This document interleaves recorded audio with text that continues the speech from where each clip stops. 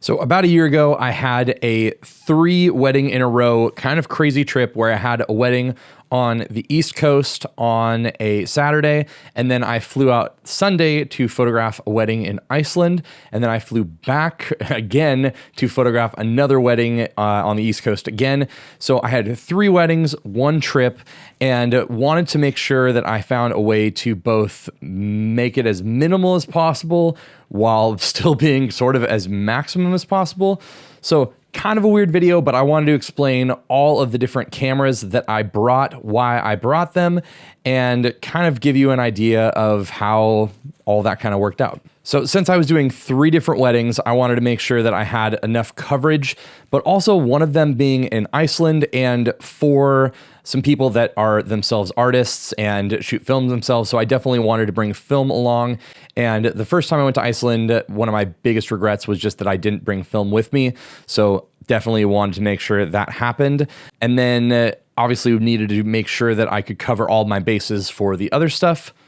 So the first camera has been my mainstay camera for the last couple of years. Typically I had 2 Leica M10s, 1 black, 1 silver, 1 with the 50 Summilux here, and then 1 with the 28 Summicron. So honestly, with the setup for M10s, if I'm gonna be doing an elopement, I can pretty much just get away with doing 28 and 50. 28's wide enough that I can do a lot of scene setting, and 50 is tight enough that I get some good environmental portraits. And when there's not a lot of other people and stuff around, I can get a little bit closer, so I don't feel like I'm missing out necessarily on reach. The M10s don't have a ton of megapixels, so I don't plan on really cropping in on the sensor at all on these, just to kind of straighten horizons, things like that. But overall, that whole 28-50 setup has been my absolute favorite for a few years now. And so for most of the wedding and most of the elopements that I did, that was kind of like the main thing. And then everything else here on the table was kind of like my auxiliary stuff. Now, the only other digital camera I brought was the A7 IV, and I actually only brought 2 lenses for it, the first of which being this 28-70. I've just found this thing so good. I did a full video about this, and you saw a ton of images from this wedding if you did check this out. Mainly, I'm going to be talking about the Iceland wedding because it was not necessarily my favorite out of the 3, but the most unique and the reason I brought all of this stuff. Again, I really generally try not to use zoom lenses because I would rather use the creative limitation of a prime lens. I also like the performance out of most prime lenses. This thing is good enough for what it is, but definitely the image quality, everything isn't like up to the full standard of a Leica lens or something. But I've been using this a ton for all of the group portraits, and I brought it when we jumped in a helicopter and was able to, shoot some scene stuff, because 28 for me is wide enough for a lot of that stuff, and then 70 is far enough for sure. But just having the flexibility of this zoom lens and making it in such a small package made that whole setup a lot easier. And then the other lens that I brought along with me was my one ultra wide lens, and it's actually the lens that I'm filming this video with, but it is the 20mm. I mainly use that for party dance stuff as well as scene setting. And so a lot of my favorite nighttime images from the Iceland wedding with the northern lights and all that kind of stuff, I only brought 1 autofocus digital camera and 2 lenses, but they kind of were the perfect pairing to give me something that would have worked totally as a backup in case any of my Leica stuff went down. That's what I really love about this lens is while I might not get all of my favorite things and all of my favorite looks, 28-70 totally gives me the range of stuff I needed to do a wedding, and so I could just use this no problem. And then having that wide angle lens to do scene setting and dancing and stuff like that definitely worked out really well. And while we're on kind of the Leica train, I didn't shoot as much on the M6 as I thought I was going to necessarily, but especially for my time in Iceland, I was only there for 3 or 4 days because I had stuff on both ends of this and just kind of worked out that luckily I was just flying back to the East Coast. But I very rarely switch lenses. I mainly just shot on this little Voigtlander Ultron 35 f2. It's just a great size. It is very minimal, and the image you get out of the Voigtlander is 90% of what I would get out of my Summicron when I owned that. I just love the size, and obviously the M6 is just like a legendary little camera. And so for a lot of just stuff when I wasn't shooting like the professional stuff, while I was traveling to the venue, while I was shooting around, most of the stuff was done on this camera and my Hasselblad, which we'll talk about now.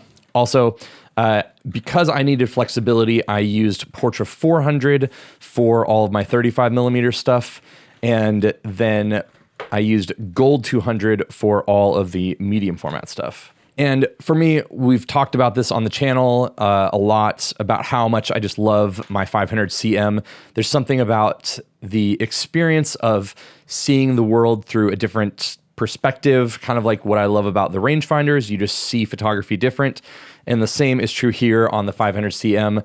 I have it with the waist level viewfinder, so being someone that's like over 6 feet tall, it's kind of fun to get a lower perspective. And I like the challenge of the fact that looking through the viewfinder is backwards. So it's kind of trippy, but it makes me really think about my composition. And I've gotten pretty good at it at this point to be able to go really quickly and be able to kind of do things on the fly. Obviously, there's a few times even during this wedding that I didn't really nail exactly what I wanted because I was trying to do things quick. But that's the nice thing about, again, having medium format as well, that you have such a large negative that you can crop in a little bit and move things around if needed, and you don't really lose anything there. Now on here is my 80mm f2.8. It's still the only lens I own for this system. What I love about it is it's so small and compact. So this whole medium format setup is this big. And as far as experience goes using a camera, I think this is my favorite one of all time. So being able to get the images out of this, do a lot of scene setting stuff, some portraits. I just love everything that comes out of this camera. And obviously, if I could shoot way more on it at weddings and whatnot, I definitely would. And then finally, my Fujifilm Class W. It's my favorite point and shoot for sure. I had a Contax T2, and I have a ton of other point and shoots as well. But the 28mm focal length that you get out of this is something that I obviously love with Leicas and whatnot, but also the lens on here, even at 2.8, is just, it's so sharp. And I find the autofocus to be really good. It's something that I'm gonna rely on a ton because, obviously it doesn't have some like tracking autofocus. It's a film camera, but in this crazy lightweight compact package, the images out of this thing are just nuts for what they are. I didn't use this a ton, but I do always love all the stuff I get out of this. And these three cameras actually in particular, oftentimes if I'm using the Class W, I'll then pair that with the 50 Summilux on my M6, and then sometimes pull out the Hasselblad as well. But I do find that these are kind of like my favorite film cameras of all time, so definitely wanted to bring those. And then sadly, I talked about it when I talked about my tripod video, but this is my Peak Design carbon travel tripod. Again, I do love this thing, but I left it in the seat of my rental car, the front seat, and then I called like immediately as soon as I realized I had left it there, and we have no idea. We've never heard of a tripod being left in a car before. So definitely lost that, but bought another one. So that kind of shows you how much I liked this tripod. So brought this along because it's the only tripod that I have used other than the Ulanzi one that I also do really like, that I would actually consider bringing along because it's not light, but it's light enough for what it is. I love the functionality. And knowing that I was going to Iceland and thinking maybe there's a chance I'm going to get some Northern Lights stuff, thankfully I did.